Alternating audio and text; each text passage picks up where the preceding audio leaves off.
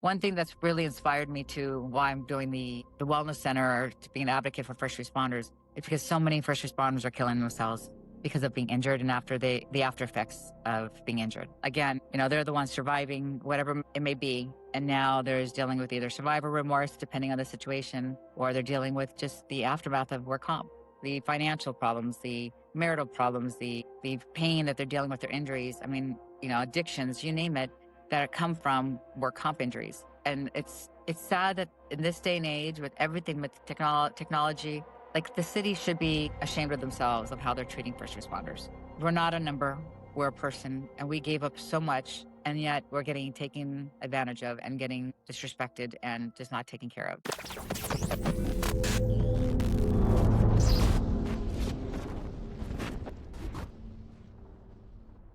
The Blue Line Voice. Blood, sand, and smoke.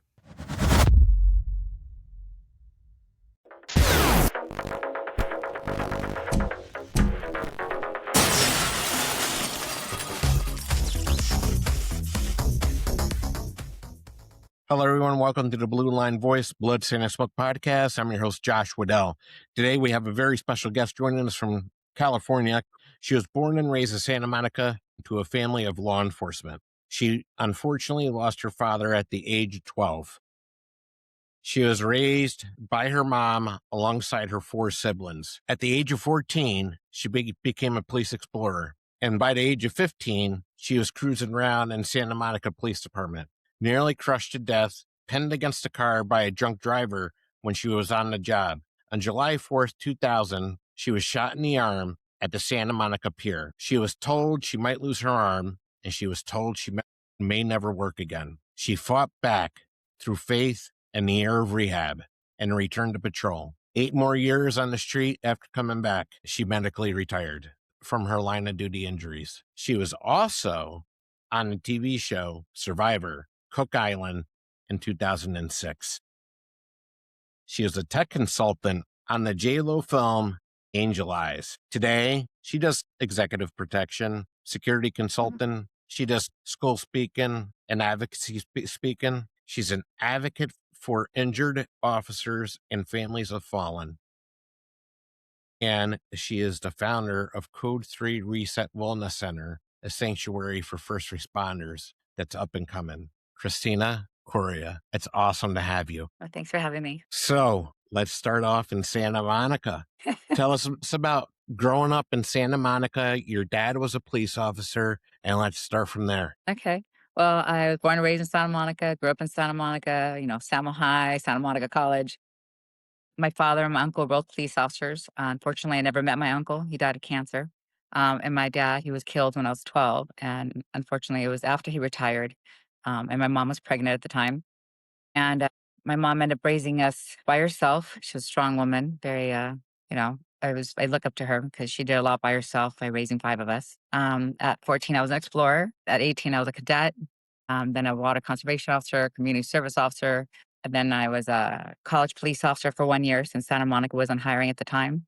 And then went to Santa Monica Police Department. And I gave them 14 years there and 1 year at the college. On the job, like you said, I succumbed to several injuries on the job between being hit by a car, almost getting squished to death, going back to work, had other altercations or injuries, and then got shot on the 4th of July of 2000, where it fractured my humerus, out of my radius. I was partially paralyzed. And they actually initially wanted to take my arm, and luckily my mom told them to save it. And so when I woke up, I was partially paralyzed, and I was determined not to have my arm that way, which is weird because there was a teacher I remember in 8th grade who had her arm at 90 degrees and she couldn't straighten it or bend it, or bend it. I remember that. I'm like, I am not going to be that teacher. I'm not going to be that arm. I'm going to make sure I get my arm back. And I prayed on it. I remember God, you made me, you could fix me. And I was in the gym twice a day. I looked like RoboCop. I mean, I had this RoboCop thing on my arm, and it was so embarrassing. So I'd go to the gym at 2 in the morning when no one was around. And I was determined. I was doing rehab. I was doing massages. I was doing everything possible, imaginable, going to retreats and just praying God, I know you're going to be able to fix me. And within a year and a month later, I was back to work full time. I have limitations still. I can't totally supinate or pronate all the way, and I can't touch my shoulder. but I was able to go back to the job and do the job just a little differently. And then after I retired in 2008. I am getting married, getting divorced. I'm having a miscarriage, and now starting all these different programs. It's a hell of a story. And it's a lot. That is, You lost your dad at the age of 12, unfortunately. What did that do to you as a kid, and what forced you to follow in his footsteps? well, I just remember all the times that my dad would have the parties at the house, and his partners would come, and just camaraderie, the closeness of everybody. Um, and after he died, going to the funeral and seeing the 21 gun salute, seeing the flag being given to my brother, who actually was 6 years old at the time. He saluted actually with the wrong hand because he had no idea what to do. He was 6 years old. Just seeing all of that and seeing the lines of police cars, and just I was just very proud of my father, and very proud that he did what he did for all the years he did. And actually, this is what really I remember this very, very clearly. These two guys walked up to my mother when she was pregnant at the funeral, and they asked my mom, like, oh, they basically told my mom, "You don't know us, but your husband arrested us several times." And they said, "But your husband was a good man and he was a good police officer. He treated us with respect. And we knew that if we disrespected him or if we ran from him, we were going to get our butts kicked." But they go, "But we know we deserved it." But your husband was a really good man and a good That's police officer. amazing that Yes.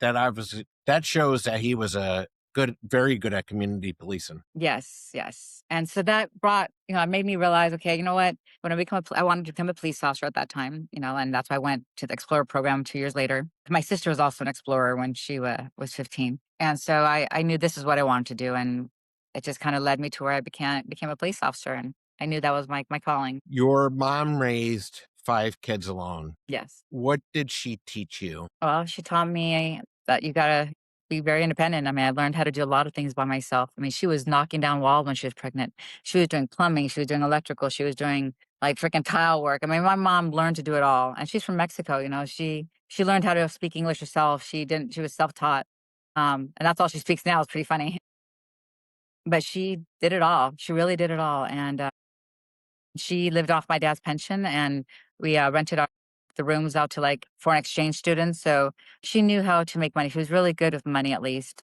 She graduated as an accountant with a diploma in accounting. So she knew, at least to manage money. But I don't know how she did it. I mean, especially at that time, I'm sure my dad's pension wasn't a lot. And we didn't get anything because he wasn't killed in the line of duty. We didn't get any of those benefits. So my mom struggled a lot.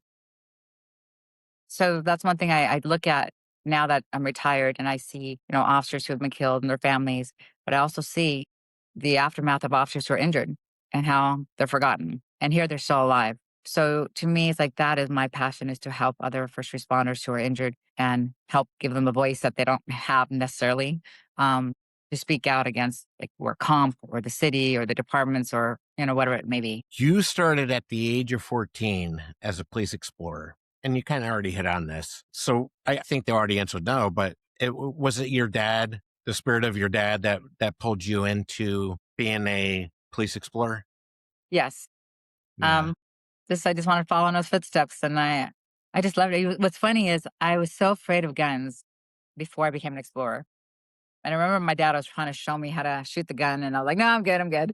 And then later on, it's like, I don't know, it just was second nature, and I fell in love with all that stuff. I fell in love with helping people and learning new things and learning how to help help the public and be there for them. You did explorer, cadet, park and community service, college police, bunch of other stuff, and then you were sworn in. Mhm. What did that climb, when you were doing that climb to get into Santa Monica, what did that teach you? What did that teach me? Well, first of all, you have to have passion for something. You have to know what you want in your life. You have to have a direction. So to me, it's like I knew what my direction was. I knew what my goal was, and just getting there, and no matter what it took.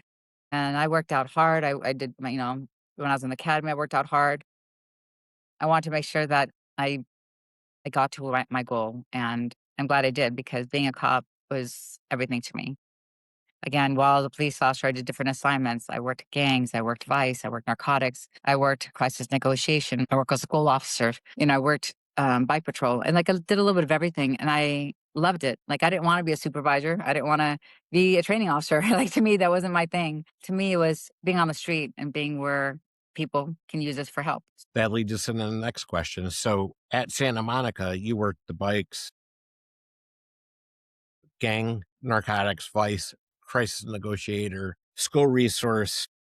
I'm probably missing something, but which, which Explorer one advisor. which one do you think shaped you the most?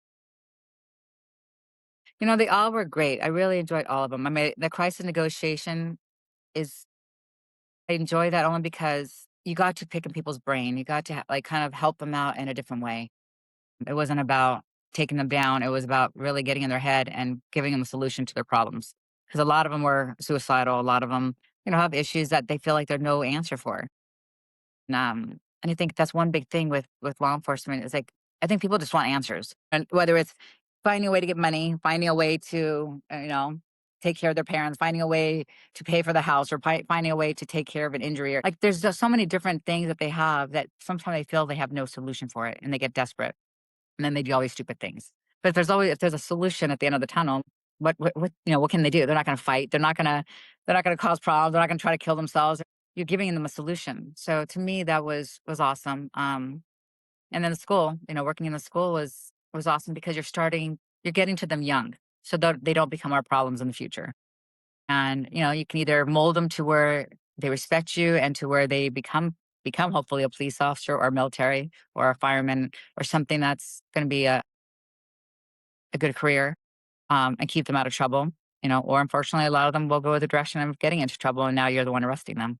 And then same thing with the gangs. Like I see these kids, and I grew up in Santa Monica, so I knew a lot of their parents. So that was a interesting position. I mean, I like that too because I got to know all the different gangs from all the different cities and all the different, like the dynamics of that.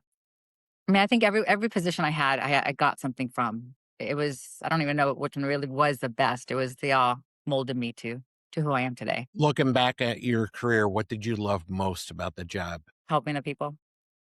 Being a police officer, you're almost like a superhero. You don't have a costume, but your costume is your uniform. You're a different person in that uniform. You were a counselor, you were a teacher, you were a, savior. Like, you're like a little bit of everything. I don't know how to explain it. You walk in a room and you can pretty much work that room. You can own that room. You can get into places you normally wouldn't get if you were a civilian. It was honestly a great experience. And, I miss being around my peers, being around my companions, my partners. I really do miss being out there and helping people. When I see those cars going code 3 driving by me, like it sends that chill. You're like, "Okay, God, I wish I was in that car," because that adrenaline rush is just yeah. You were in some scary situations during your career, and I'm going to take you back to when you were pinned against a car by a drunk driver. Can you take us there? Yeah.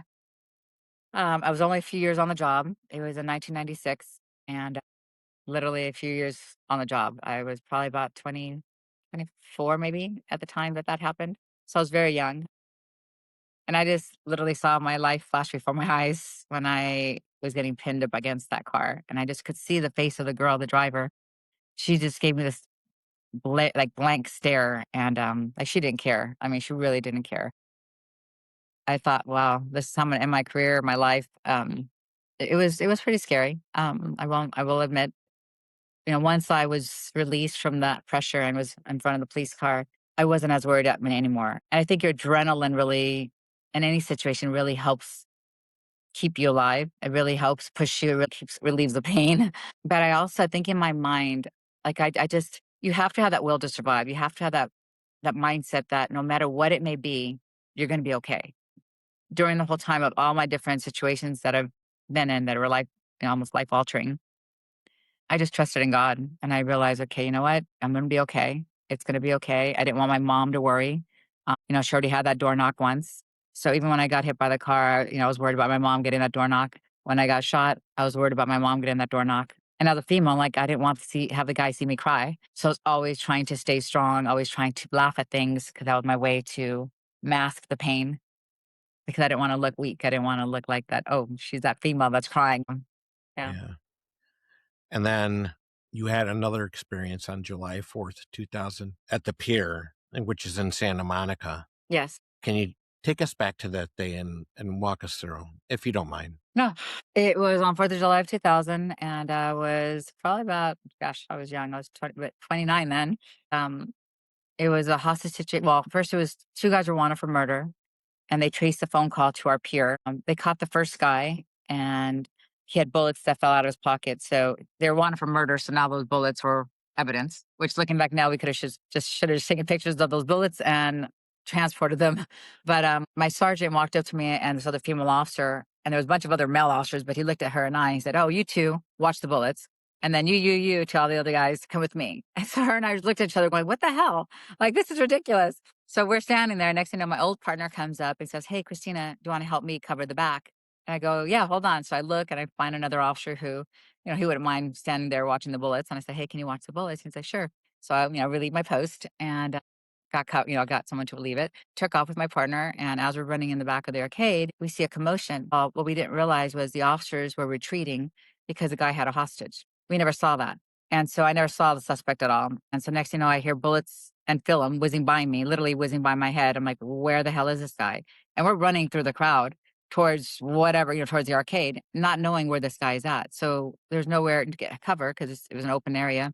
And at that point, I feel something hit my arm. And my partner's like, "Christina, you've been hit." I'm like, "I'm okay." He's like, "No." I thought it was just a graze. He goes, "No, Christina, your arm was just hanging because both bones were broken because they had broken that bone and that bone. So it literally was just hanging." And again, adrenaline definitely helped.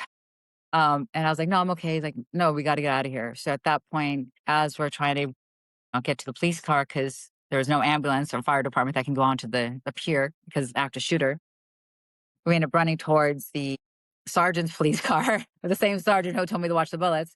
And he's like, "What? I told you to watch the bullets." I'm like, "I know. I don't, I don't need to get yelled at, but I have someone else that relieved me. So, it's all good." So at that point, the guy's still shooting. He shot 2 other officers and ended up going into the arcade, holding people hostage there for hours as a standoff. And so I was rushed to the emergency in the police car while the other 2 officers were rushed in an ambulance because later on they were shot. And next thing you know, as I'm walking into the hospital, and they didn't know we were coming because our dispatchers couldn't radio it in because they're so busy. So as I'm walking in to UCLA, and that drive seemed like forever from Santa Monica to UCLA, um, and I didn't realize how much blood I had lost. The female officer who was there, she's like, "Christina, you lost so much blood in that car. Like, literally, I can't believe you don't remember blood." And I blocked it out, I guess. And as I'm walking to the front door of the hospital, my cousin's walking out. She's a candy striper. And I said, "God, you look really pale." And next thing I know is I pass out. It wasn't her, it was me. So I wake up, now they've given me morphine and everything. And yeah, I just remember waking up and then all of a sudden going back to sleep. And next thing you know, I'm waking up from the surgery, which was like 15-hour surgery. And they had me face down. So I guess my face was totally swollen. So when I got up, everyone thought I got shot in the face because my face was a reaction from the anesthesia and from being face down. And then at the same time, my mom told me, "Well, they're about to take your arm." And I told them to save it. And when I woke up again, I couldn't open my hand. I couldn't use it. And so at that point, I'm like, "Okay, well, it is what it is." And I almost got an infection. In fact, another thing, I almost lost my arm again because while I was at the hospital, I started seeing this like discoloring on my shoulder, and it was hurting so bad 'cause my arm was hanging the whole time on this contraption. And I asked the nurse, I'm like, "Hey, something's going on with my arm. It really hurts." And they're like, "No, no, you're fine." I'm like, "No, can I get the doctor?" And the doctor came and he goes, "Oh yeah, you're getting gangrene. No, we got to give you an antibiotics." So I was so pissed. I was like, "Thank you God I said something." But it just, you have to be your own advocate and no matter what it is. But yeah, so I was in the hospital a week and was released and had to recover. Like in that year, I had a year and I took an extra month because they only give you a year for work comp. So I Yeah, took a so month of they said you might lose your arm and it may never work again. So what did you do for yourself to get yourself back? well, again, remembering that teacher, I'm like not gonna be her. So I was and again, the contraption I had on my arm, it was like this plastic with a metal thing that kept me at 90 degrees. And they were telling me, try to massage it and straighten it, try to massage it, straighten it. That way it locks it in place. And so every day I'd have my best friend massage it as much as I could, even though it hurt, and just straighten it. And then I would do rehab. I mean, I was like, I remember trying to open my fingers and I couldn't open them. And it's so weird how your mind is trying to do one thing and your body's not doing what you're asking it to do, which is really scary. The thing I had little contraptions, like little cranes that would hold my fingers open. and I could close it. I just couldn't open it because that radial nerve was damaged. And I was going to retreats. I was going to Bible study. I mean, I will say, I would never kill myself 'cause I'm not that person. But I will say, you get into that dark depression where you're like, why me? Why this? Why that? And there was a time I was pretty broken. I was going through a lot, and I lived in the city I worked. Um, and I didn't have any of the officers come visit me, and it kind of really bugged me because I'm thinking this is the time I needed someone around. And, I remember sitting there and I opened my Bible, which normally is in my bedroom, and this time it was on my coffee table. And I kept like saying, God, why? Like, seriously, why am I here? And at that point, I opened it up to Jeremiah 29:11. And I don't remember scriptures all the time, but that's one I will remember. And it basically says God has a plan and it's not for us to understand. And at least not right now, but it's something for us to prosper. And I looked at it as okay. And then next thing I opened it to another chapter was God's not going to give you more than you can handle. I opened it to another one. I said, this too shall pass. And I was like, okay, God, I got it. I got it. I really felt like God was talking to me. And so at that point, I used all my negative stuff that I was going through in my life and made it positive. And at that time, I was in the gym twice a day. I was again going to rehab. I was doing rehab at home. I was massaging. I was, going to women's retreats. I was going to Bible study. I did a little bit of everything. And literally having God in my life is what really helped me through all this because if I didn't have God, I think I would be broken right now. Yeah, there's a lot of officers across the country, first responders that they have to find their flavor, right? You got to find what's going to work for you coming back from a traumatic incident, and and that's also in the veteran community as well. But you found faith, and that's what helped you. And that day, that when you opened up the Bible, that's what helped bring you back. Yeah, Yeah. I don't know how people don't believe in God because seriously, it was weird. I was 21 when I first became a police officer. I had a dream, and it's so weird that my mom and my best friend can vouch for me. In this dream, I was on the Santa Monica Pier, and I ended up getting shot by this suspect. And it was funny because it was behind the arcade, but the guy had first had a comb and then became a knife and then became a gun. And I'm struggling with him with it, right? But it was a totally different situation. It wasn't even what happened on the pier. And next thing you know is the gun goes off and like part of my head gets blown off. And I remember being on a gurney and I remember going towards this light and I remember saying, I don't want to die. I don't want to die. And I was crying in my dream. And I remember my dad's voice saying, it's not your time. Don't worry, it's not your time. And when I woke up, I literally had tears in my eyes. I've never had a dream where felt so real and literally had tears in my eyes. At the time I was engaged and I told my ex-fiance, I'm like, hey, I had this really bad dream. He's like, just go to bed. So next thing you know, in the morning, I tell my mom, I tell my best friend what happened. And they're like, oh, maybe it's just your dad trying to warn you, just be careful. Years later is when this whole thing on the pier happened. And my best friend calls me that day at the hospital. She's like, do you remember that dream? I'm like, yes, I remember that dream. She goes, maybe it was just your dad that saved you. So it's kind of interesting how things happen. The Lord works in mysterious ways. Yes, he does. So your arm, you still have injuries sustained from that incident on the pier. Yes. And how are you dealing with that today? Well, I have the pain in my arm, now I'm getting pain in my thumbs, which is really more excruciating right now.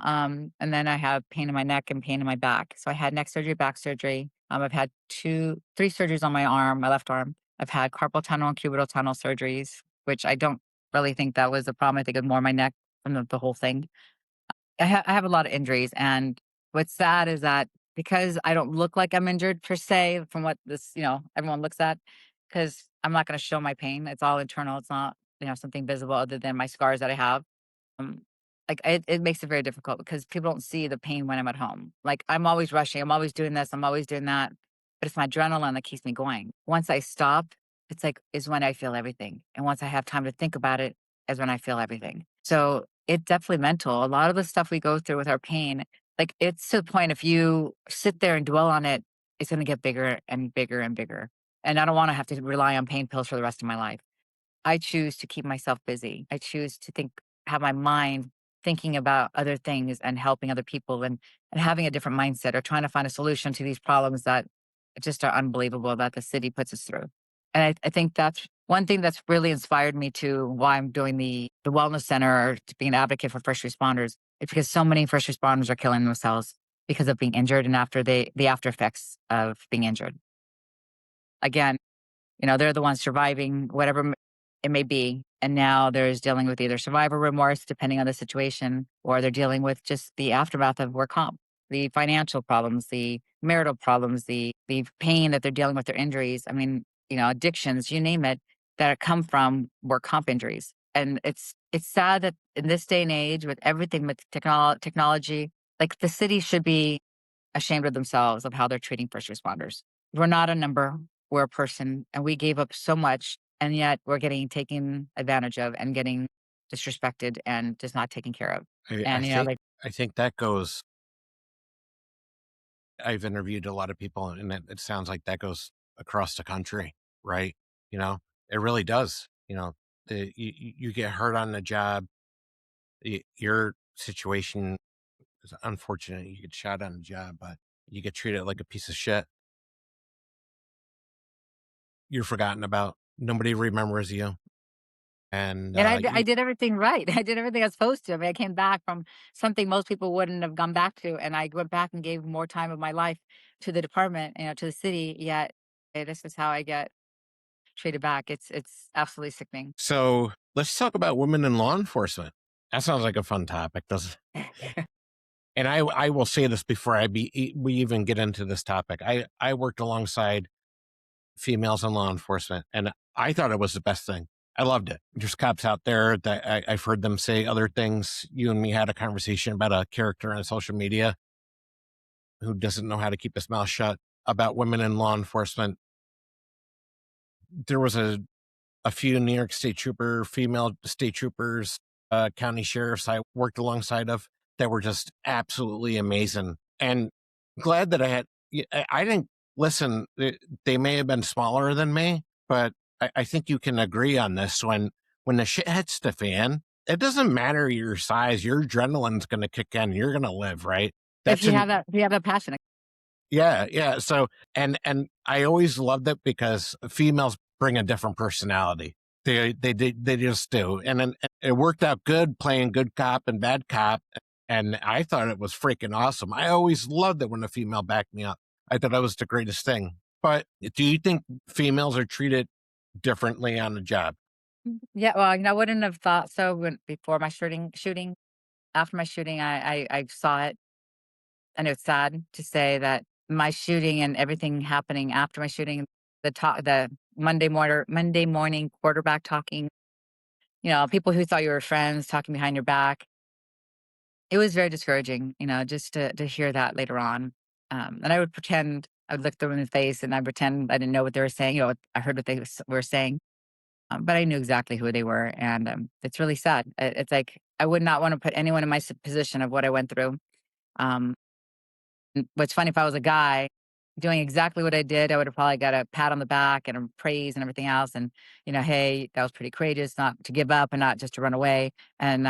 And yet as a female, I get everything. Oh, she didn't get cover. She didn't do this. She didn't do that. I'm like, are you freaking kidding me? Like, where are we? I was with my partner. We had no cover. We didn't even know the guy was shooting. We didn't know where he was shooting from. Like it's just unbelievable. But I will say is like when it comes to law enforcement, things are changing because there's a lot more now females in law enforcement.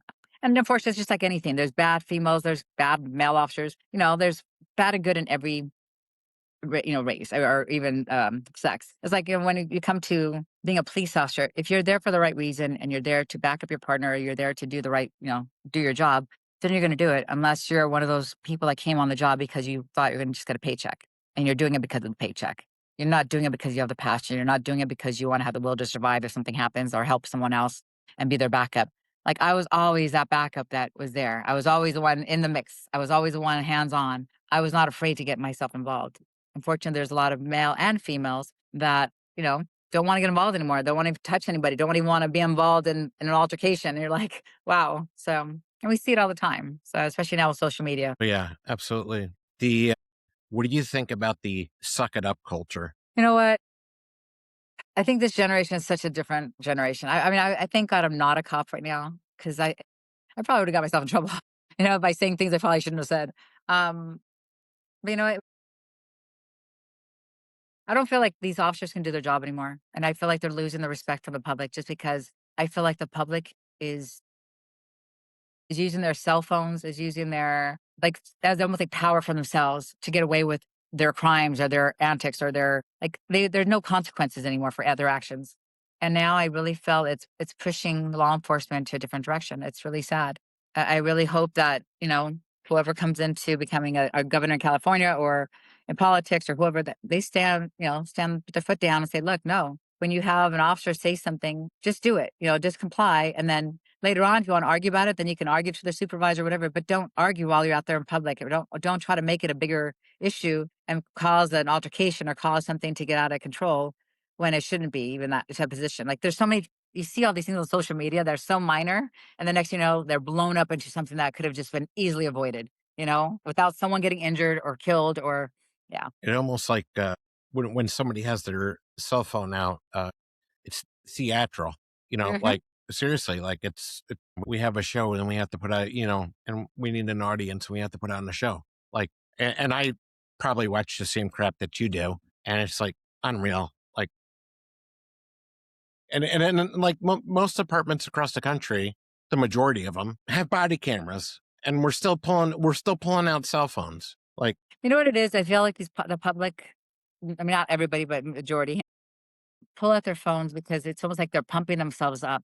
Like they want to be on social media saying, look what I just did. Look what I just put that officer down. Or it's almost like it's a glorified way of disrespecting law enforcement or any kind of authority. It's like being a kid who's disrespectful to their parents and doing that in front of their friends. And you think about it, TV promotes all that crap. TV is really promoting being disrespectful to the authorities, being disrespectful to elderly, being disrespectful to your parents. I mean, the TV is what's raising kids nowadays, not parents, because their parents are hardly with their kids. A lot of these parents are basically at work or with their friends and are on their phones. And these kids are on their phones 24/7 or on their laptops. So who's training them? Who's teaching them the laptops, the TV, yeah, seriously, that's video games, laptops, Mhm. TV. Yep, That's what's teaching kids today. And where's the parental involvement? exactly. Like, I don't know if I necessarily see it, but I know in my children that there's a lot of parental involvement involved. That's good. In 2006, you end up on Survivor. How the heck did you end up doing that? Well, because of my shooting and all of the story, from everything I've had from my stories, I got casted for it. I knew a guy that I dated, his friend was the casting director of Survivor. So she called me out of the blue and said, hey, do you want to do Survivor? I'm like, no, I'm good. I really didn't know what it was about, other than it being a survival type show. I didn't know really was like the idols and the backstabbing, all that. I had no clue. So next thing I know, it was like, she's like, no, really, you should try it. And I'm like, well, let me see if my chief gives me permission. And I was really hoping he would say no because I really want to get out of it. 'Cause I'm thinking fear factor. I'm thinking, are any bugs? So next thing you know, is my chief says, oh, you should do it. It's great PR. It can win $1 million. And I was full time back on the job. So the city, that's another thing they're trying to use against me. Like, oh, you were on Survivor and while you were on work comp. I'm like, no, I was not. I was full time on the job. It's like any officer who goes back from an injury and they're full time on the job and they go to CrossFit. It's exactly like that, except CrossFit is a lot more than freaking Survivor. At least Survivor is a little bit more of a recreational. But like even the challenges we did weren't even like heavy duty type challenges. But yeah, it was quite an experience. I wish I would have known more about what Survivor was at the time. I wish I would have read the big old pamphlet they gave me. But literally, it was like a month after they gave me that notice that I was on the show. And it was an interesting experience. But I'm glad I played it the way I did. I'm glad I didn't know about all other stuff, that the idols or the backstabbing, because I played it the right way. At that year, I was a school resource officer, so I was teaching kids about morals and values and telling the truth. And here I am on a show that's all the opposite of that. And so I was glad I played it in the decent way. And if I couldn't win it being decent and being a good person, well, then it wasn't meant to be. And when I went back to the schools, the kids were like, oh my God, they were bullies to you. They're so mean to you. So it was actually a good thing because the kids and I were able to kind of relate in a different way. So it was cool. So that would basically, my next question was, being on Survivor, what did that teach you? And you were able to bring those teachings, those learnings that you had from Survivor, and bring them back to the job.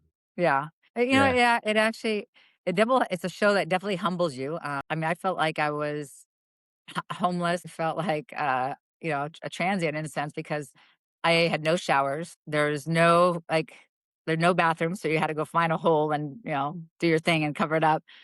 It definitely was an experience, and then not eating and starving and just like I never thought I'd be dreaming about food, and you dream about food. just everything, the whole experience. I mean, even and then just trying to deal with people in a different way. No, I'm all about helping people out. Again, I've been through several near death experiences and you can't take money when you die. My thing is, if I'm going to make money, I'm going to share that money with somebody. It's all about helping each other out. And that show, I didn't know, and that's another thing I didn't know. You couldn't like talk about sharing the money. And later on, when I came home and I read that packet, it says you can't say those things. And I was saying all those opposite things. It was kind of funny. But it was an experience. It definitely was. But it's opened doors to the charities I do. I'm really glad I did it, and I'm glad I met the people I did. Everyone's amazing that was on Survivor, the cast, producers, the people involved in putting it on. It actually was a really good experience. So currently today, and what you're doing a lot of advocacy. Do you want to walk us through the different things that you're doing as far as maybe security consultant and speaking in schools? Can you elaborate on that a Yeah. little bit? Yeah. So I work for different security companies, just random different type executive protection jobs. Sometimes consult with people who have homes that want to know what's the safest way to keep their house safe, whether it's cameras, whether it's clearing bushes, things like that. I'm more getting away from that just because I'm not trying to stay in that kind of career. I'm that's more just for extra money. But right now, I'm trying to work on some projects when it comes to making money for my nonprofit. So I'm starting a nonprofit called Code 3 Reset. It's going to be a wellness center and sanctuary for injured first responders. So let's just say, like when I got injured, I was by myself, and if you're not married, you don't have that extra help. So for me, I mean, I was partially paralyzed in my left arm. I couldn't use my arm. So there's a lot of things I needed help with.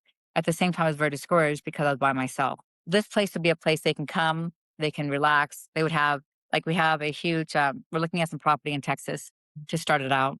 We might bring it here first around here where we're going to start it. But we have somebody who's in donate some ADUs and have places where officers can or firemen can stay while they're injured. So that first year while they're going through it, they can rent out their house or their apartment so they're not worrying about their finances. They can stay there and recover while they're there.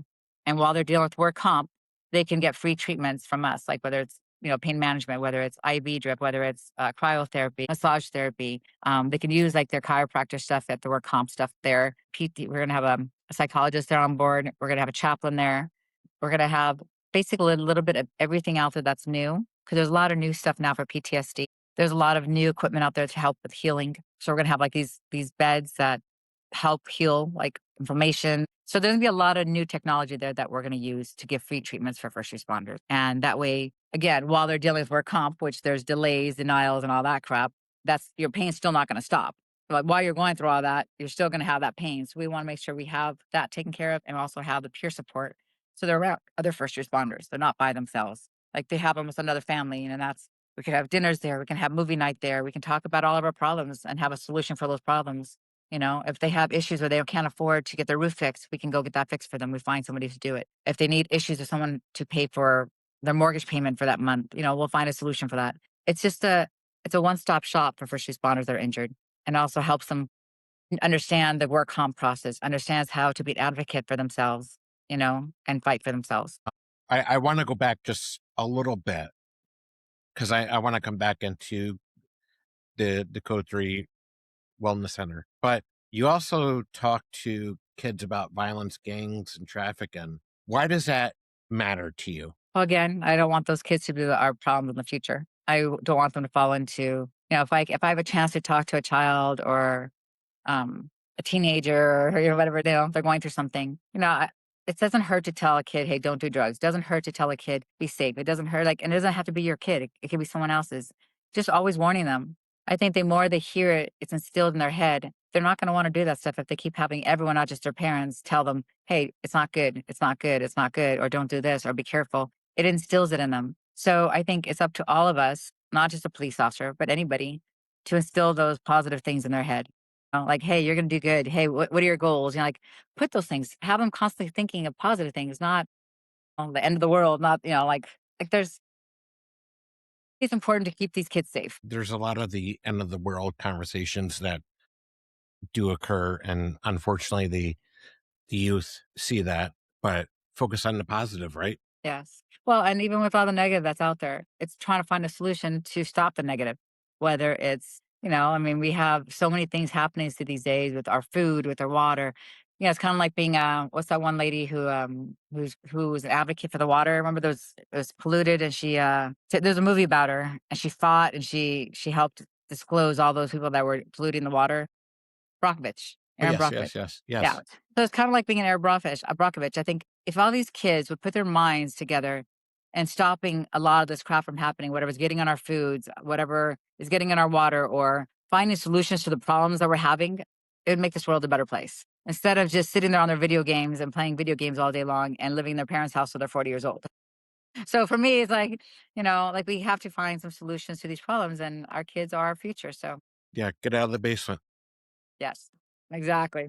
So let's go back to the Code 3 Reset Wellness Center and tell me more about it. And like, I know it's a slow moving process. We've already talked Yes. before the podcast. Well, Where, I'm working on some uh-huh, yeah, go ahead. So yeah. where are you right now? Okay, so right now I'm working on some other projects. I actually am working on a vodka line, a whiskey line, and a cold brew line.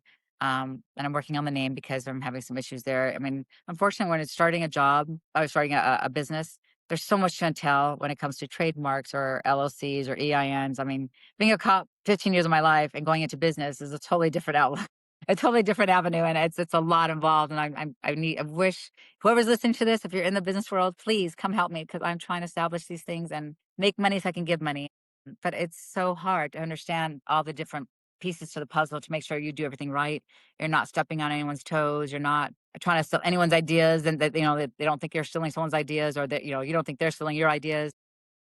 I think that in law enforcement, we all have very similar ways of thinking and with words and word play and sometimes that gets convoluted in when we're trying to start a business. So I am trying to get those things going so that I can push money towards this. And once everything starts getting going, it's going to be a positive thing. And you believe that it's gonna, you said Texas right now? You think that's where it's, Yes. yeah. Well, I only think Texas only because they're pro police, pro military. There's a lot of investors out there that would help out the cause.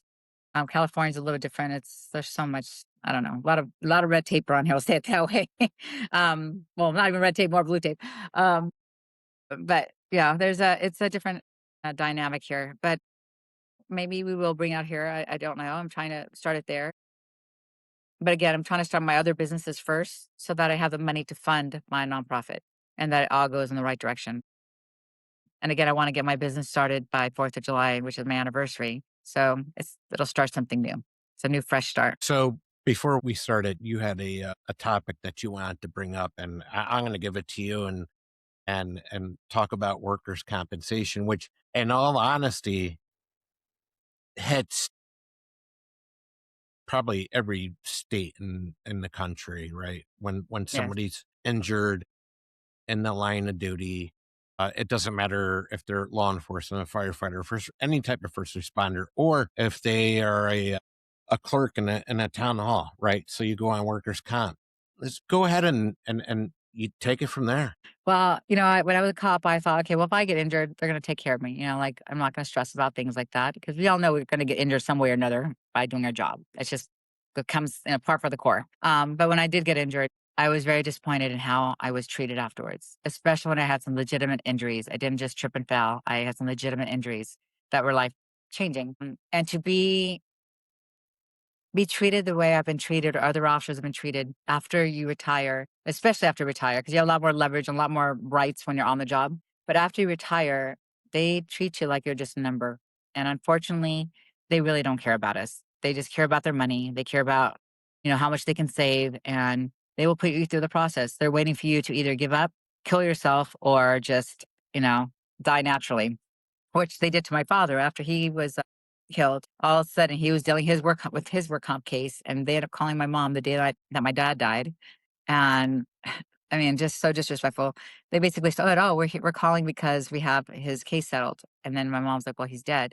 And they're like, "Oh, okay, never mind then." So pretty much it's like a slap in the face, not only to my dad, but that he's gone, but my mom.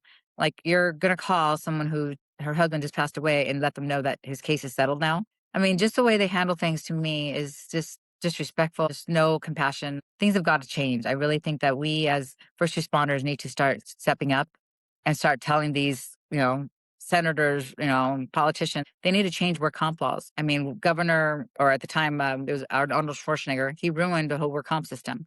And I know there's a lot of fraudsters out there. There's a lot of people that take advantage, but the ones that have legitimate injuries, like myself and plenty of others, this is not what you do to us. Like, you don't take advantage of us. You should be taking care of us. We have future medical. There's future medical for a reason, so that our medical gets taken care of without having to be questioned and make us feel like we're suspects. And I feel like their lawyers from the city question you, like, literally like you're suspect. I mean, question you everything you do. Like, for instance, I got rear-ended after I retired. They try to blame my neck and back injury on me getting rear-ended. I'm like, no, no, no, no. On my MRIs prior to retiring, and I tell every officer, every fireman, go get a body scan before you retire. Make sure you get that documented to show that the city, any injury you had is prior to you, like it's for you being on the job prior to you retiring. Because they will try to use everything against you as possible. I mean, again, they treat you like you're a suspect. It's so disgusting, and it makes people more stressed out. And again, that's why a lot of these first responders are committing suicide, because it's just so stressful that they put you in this predicament where it costs you financial problems, or it costs you marital problems, or it costs you, you being addicted to pain meds or to alcohol or to whatever else. It sounds so. I did the military and first responder community both, and be careful what I say, but it sounds very similar to the veterans community as well, where we can talk about this because it's public knowledge. Veterans, it's a high rate. It's right up there with first responders and whatnot, and then in the suicides, they're not. It's full spectrum. There's no other way to look about it, and it's like you're a number all the way across the board, no matter if you're a veteran or first responder. Yeah, Like, let's make sense out of this. We're the people helping people, right? And then, unfortunately, some of us get hurt or whatever the case may be, blown up by an IED, lose a limb, get shot in the line of duty, but then you're treated like a number. yep, And you, I just say, Frank, I don't give a shit, but you're treated like shit. You're treated like shit. And I know for me, and on the veteran side, I get sick and tired of hearing all the propaganda, how much you're doing for veterans. Well, I like to see it because I don't see it. exactly. And And that's then the thing. There's plenty of other nonprofits out there that claim they help first responders and, oh, we give money here, we give money there. I've never seen any of this. I've never, like, when I was a cop, I mean, granted, things are different now with social media, and there's a lot more help for injured officers. But there's a lot of nonprofits that are not. They just say it and they don't do it. And it's honestly, it's one thing. Like, just giving a person a check for $100 is not going to change their day, especially in this day and age. That doesn't even pay for gas nowadays. It's like a slap in the face. It's like, if anything, find a solution to their problem. It's not even just about money. It's finding a solution to their problem. Whether if they're going to lose their house, we'll find a way to help save that house. Like, there's investors out there. There's people that can help. Unfortunately, what's sad is there's so many nonprofits, and it's good, but for officers to get killed in line of duty, which is great because we need that. Um, I having lost my father, but again, he wasn't killed in line of duty, so again, my mom didn't get those benefits. But I wouldn't have cared about the benefits. I would rather have my father there. But at the same time, they're not here, but yet there's people left here who are struggling and are by themselves. And now we can't even do anything. We're not doing the job we love to do. We're fighting for our benefits. We're fighting for just to live, like just to survive. And it's not right.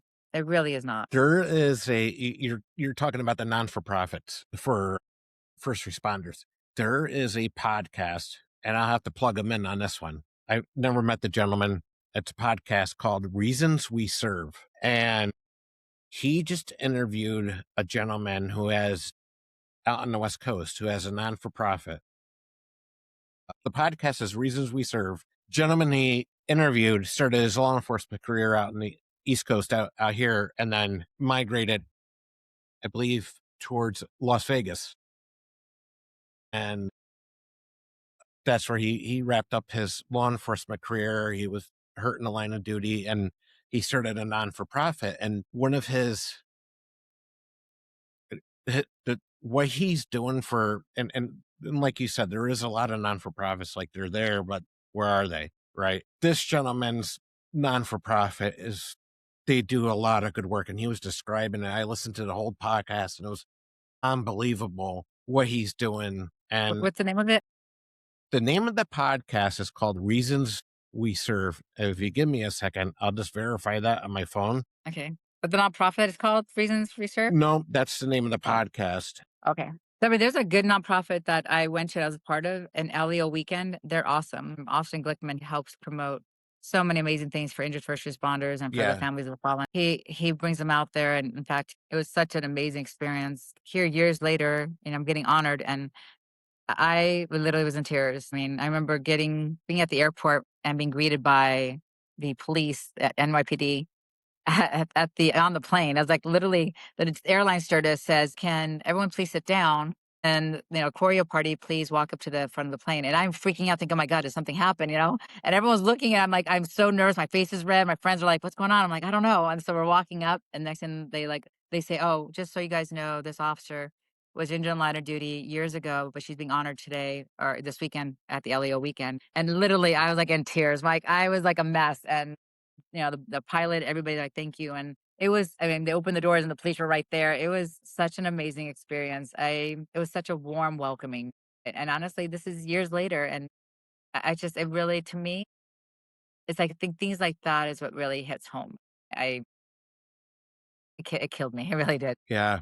The veterans community as well. Like, there's a lot of non for profits, but I have to give a shout out to one, Burn Pits 360. Ah, They're down in the Corpus Christi, Texas area. Awesome freaking organization.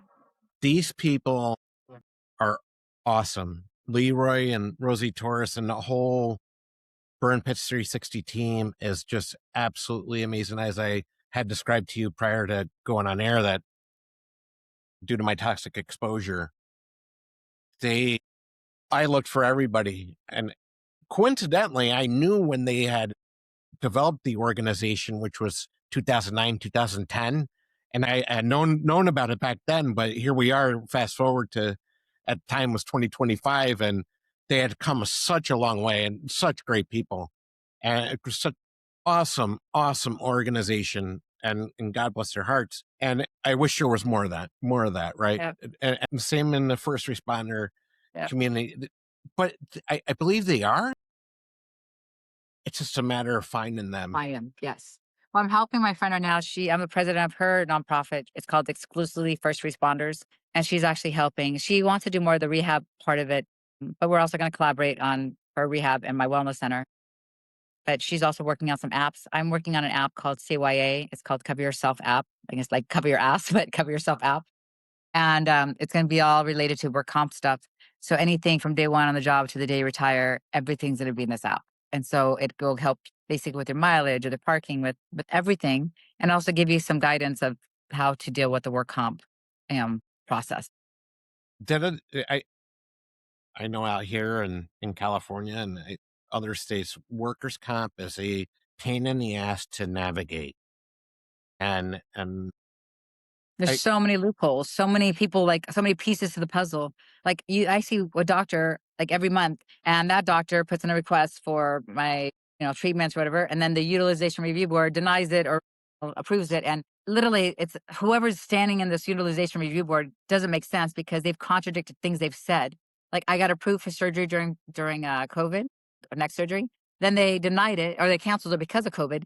But then later on, they requested it again, my doctor, and then they denied it, saying it's not medically necessary. I'm like, you guys just said it was medically necessary and it was okaying it, and then now you're denying it after it's been requested again. It just does not make sense. It's asinine, literally asinine. I want to find out who's paying these utilization review board people, because someone must be paying them so that they're denying everything, because it just does not make sense. yeah, one hand washes the other, doesn't it? Yep, exactly. And how would you even know? Like you see these people, they're getting a job for a reason. This utilization review board is there for a reason. They're getting paid. If they don't deny things, they're not going to get paid. They're probably not going to be used anymore. So they're probably saying, "Hey, you know what? We better kind of balance it out. Like, we'll deny this, but we'll approve this. We'll deny this, we'll approve that." Like I don't know. It's just sickening. I'm just over it. When I was involved in my car accident, I was 3 minutes from work, right? And somehow, in some way, workers' comp gets involved. It was an off-duty accident. And next thing you know, I have a workers, he worked for the state workers' comp board, knocking at the door, calling my phone at the same time. And he wanted to take a statement from me. I'm like, no, we're not going to do that. Yeah. No, because I had already known for many years that workers' comp is just an atrocity. And the last thing I was going to do was provide a statement to, he was a nice guy. I'm not going to take that away Yeah. from him. He really was. And I was like, dude, I got to tell you, I'm not going to put anything on paper for you. And Yeah. this Well, didn't, it did, it that's what didn't, they do. yeah. I was like, it didn't occur in the line of duty. I mean, it'd be one thing if it did, but it didn't. But this is the thing, they're trying to protect their asses. They're trying to say, "Well, if you this happened off duty, you're gonna try to prove if you're gonna try to later on say it happened on duty." That the way they do things is so asinine. I mean, it's like I mean, again, I know where there's a lot of fraudsters out there that I'm sure, especially supervisors, because once they get, they want to retire, like, oh well, let's get a medical retirement because then that's tax free. So there are a lot of shysters out there, and that's what's sad is those shysters, the ones ruined it for the ones like us that are legitimately have injuries that we're trying to get them taken care of and trying to make I mean, there was a time that I went to a physical therapy and I found out how much the physical therapists were making, and they were like basically taking advantage. They were charging the city way more than what they normally charge a customer. I even reported that to my city, like the city, saying, "Hey, you guys are paying this company way too much money. Like, send me to a different one." It's trying to help them, and I'm like, "And this is how I get treated." I'm like, "Are you kidding me?" So honestly, if they just would take care of their officers or their firemen or their first responders or our vets, if they would just to take care of their injuries, we wouldn't have any of these problems. They'd be right back on the job and then going right back to what they were doing before instead of spending all this money, making them wait, causing more injuries, causing other injuries, because one injury will now cause another injury because you're now overcompensating. It's just asinine how they do this. Like they need someone who will come in and be like, okay, this is wrong, this is wrong, this is wrong. Let's use common sense. But then again, everything nowadays, no one's using common sense. So I don't know. Common sense is out the door. It's like frickin' A. Yeah. So before we wrap it up, I got to do one more thing because I promise, Okay. I promised a buddy of mine I do this. And I have to give a shout out to the Crime Dogs podcast. That's DAUGS, Crime Dogs podcast. So they're in upstate New York here, right? And it's two retired Rochester City police officers that have a podcast together, David Simpson and Johnny Fiorica. And I know you're on the West Coast, but they're all over social media. These Okay. guys, they're hilarious and they say it how it is. So, and they go live on Wednesday nights and they just don't give a shit. I have to And listen to them. they talk about law enforcement throughout the country. Oh, okay. A lot here locally because we have enough of our own, right? But if something big happens throughout the country, they're gonna hit on it, and they do an awesome show. So and they've always said a lot about me, and I always want to give Nice. this support back. They're awesome guys. There's Well, probably there's probably I don't know, maybe a little bourbon involved, but hey, whatever. So they do it. They do a really good show on Wednesday nights, which would be in the afternoon your time. Well, there's one shout out I want to shout out is there's a celebrity softball game coming out in during 9/11. It's going to be in Texas. It's the Celebrity Softball Classic, and it's for vets and first responders. They raise money for our vets, for our first responders. They give back in so many ways. The softball game will be celebrities and vets and some first responders. But it's a huge organization. It's amazing. TK Tim Klund, he puts this on and he puts on a great, great event every year. And if you ever heard about it, I mean, look it up. I'll send you the link.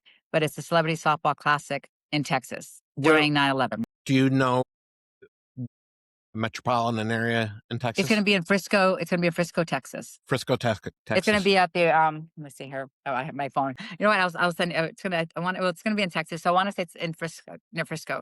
All right. Yes. Yeah, send it It's to in- me to me later. But Okay. wrapping up on this, I want to go back to your faith. And I think it's highly important because first responders, veterans, even nurses, right? We have to have an outlet or some place to go. And you turn to faith. And I've Yeah. interviewed a lot of people that have turned to different things. And like I've said before, you got to pick your flavor and whatever works for you.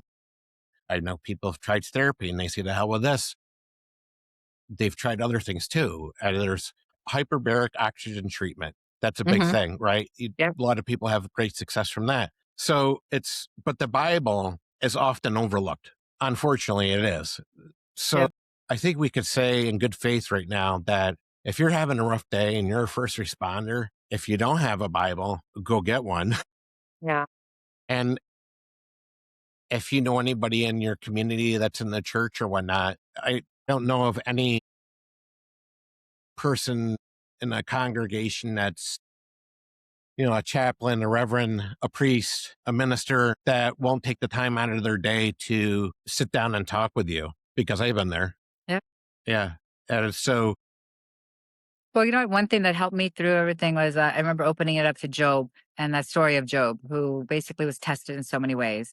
And I feel like right now, this world, we're being tested, with everything. I mean, even think about it, like even during the Columbine shooting, there was a child who the guys had told her, "Do you still believe in God? Do you still believe in God?" And they ended up shooting her because she said, "Yes, I still believe in God." And it's happened so many times. Like there's this evil entities out there that honestly just want to. It's the devil trying to work, basically trying to have us go away from God. And I think the more and more in the society we go away from God, the more and more we're going to face these bad times. So yes, I feel that if people were to open up the Bible and look at Job's story and see everything he was put through, and realized he still believed in God through it all, and he got through it. So it's like what we're going through, like whatever I've gone through, I've realized, okay, this next year won't be as bad.